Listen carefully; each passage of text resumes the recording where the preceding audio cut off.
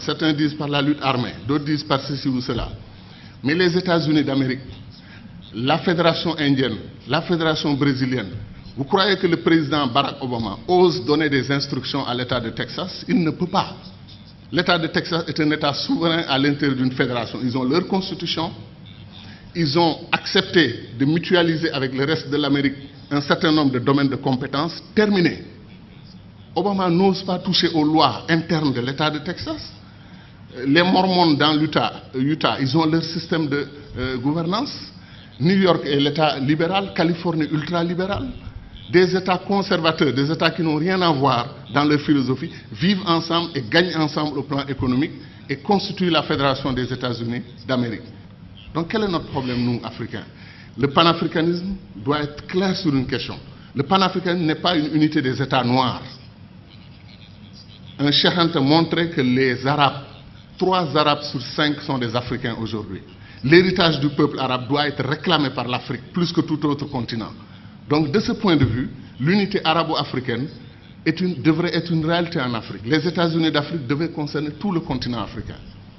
Et nous ne voulons pas qu'une partie du continent africain se détache pour aller dans la Méditerranée, travailler avec les Européens. Vous avez vu l'UMP et tout ce qu'ils ont tenté ensemble, ça n'a rien donné. L'avenir des pays arabes, maghrébins, c'est l'Afrique. C'est leur profondeur africaine. Tant qu'ils voudront s'allier avec l'Europe ou chercher d'autres alternatives à l'Afrique, ils n'y arriveront pas. Parce qu'ils sont sur le sol qui leur appartient aujourd'hui et qui s'appelle l'Afrique. Mais les contradictions, il y a un magma de contradictions. Ce qui se passe en République démocratique du Congo est un scandale permanent. Des pays africains entrent en République démocratique du Congo, prennent les ressources dont ils ont besoin et repartent. Quand les Belges ou les Français ou les Américains ou les Chinois le font, nous crions. Mais quand des Africains le font, on appelle à des négociations, etc., etc. Il y a des injustices que des Africains commettent sur d'autres Africains. Qu'est-ce qui nous empêche de faire les ponts sur le fleuve Rosso entre le Sénégal et la Mauritanie? Qu'est-ce qui nous empêche de faire le pont sur le fleuve Gambie pour donner une continuité territoriale au Sénégal, régler le problème de la Casamance? C'est pour dire que les doctrines d'intégration que nous avons choisies, après 50 ans, comme on est c'est le jour de l'anniversaire, on dit notre bonheur pour ce qui a été fait, mais disons aussi notre préoccupation pour ce qui n'a pas été fait. Kourouma, depuis 1958, dit que le barrage de Dinga au Congo peut donner de l'électricité à toute l'Afrique, régler le problème de l'énergie. L'Afrique pourra même exporter de l'énergie. On n'a pas commencé 1 centimètre du barrage de Dinga. On nous dit que le barrage de Swapiti en Guinée peut donner de l'énergie à toute l'Afrique de l'Ouest. Où en est le projet? C'est-à-dire des choses simples qu'on pouvait faire et qu'on n'arrive pas encore à faire. Pour aller en Afrique centrale, moi je fais 4 jours.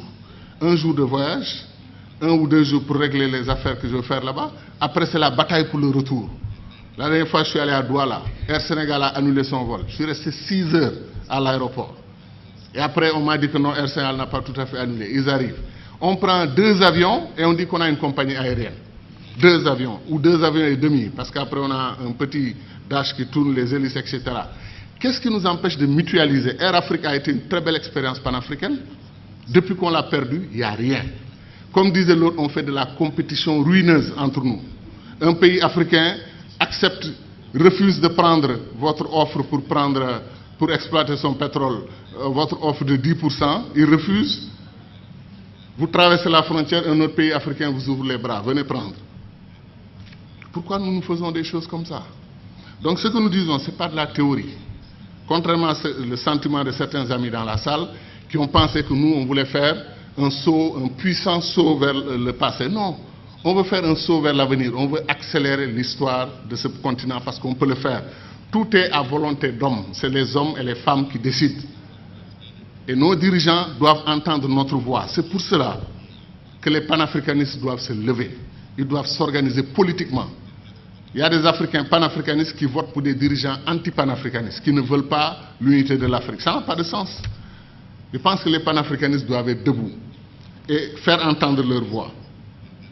Et je termine en disant encore une fois que moi je crois en l'Afrique, et je sais que ceux qui sont dans cette salle croient en l'Afrique.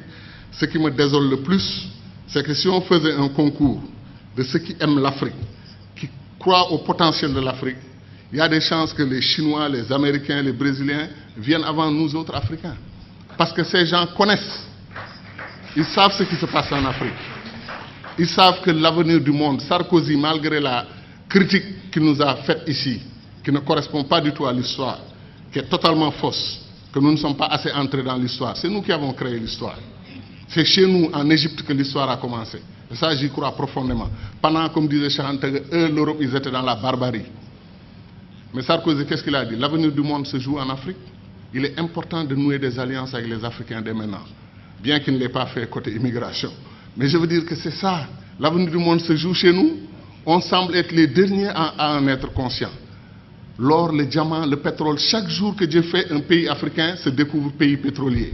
Il y a des pays comme le Mozambique vers la Tanzanie, on découvre qu'ils ont des réserves d'or et des réserves de pétrole et de gaz supérieures aux réserves du Koweït. Vous vous rendez compte? L'Afrique est un don de Dieu. Est-ce que les Africains en sont conscients? C'est ça la question. Merci.